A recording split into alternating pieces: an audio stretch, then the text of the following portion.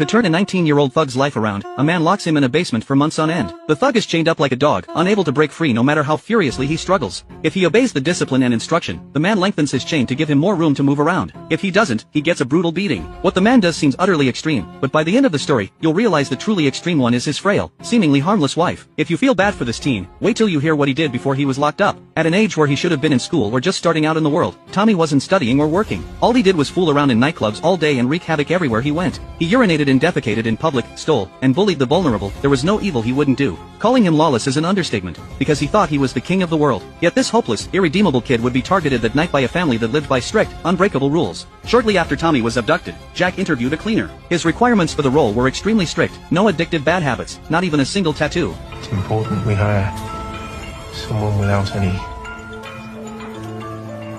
addictions. I don't have any addictions. Lena was hired successfully, and showed up for her first cleaning shift the next day. But she never expected her employer to be this strict. She had to go through a detector scan upon entry, and was not allowed to bring her phone on the job. It had to be locked in a safe by the front door. Though she could tell all these procedures were highly unusual, Lena was desperate for money right now. Plus, Jack seemed like an honest man, his young son was well behaved, and the family didn't seem dangerous at all. So she decided to take the job. It wasn't until Jack led her down to the basement and she saw the imprisoned Tommy that Lena understood why the requirements were so strict. She immediately wanted to quit the job, but Jack stopped her, saying, "Thank you for not screaming. It's not what you think. We're just trying to set this kid straight. I promise no one will get hurt in this house." When Lena still insisted on leaving, Jack had to admit that he'd looked into her background. Start here. I don't know what you mean. I mean, especially with your removal order. That is being reconsidered. I'm sure it is.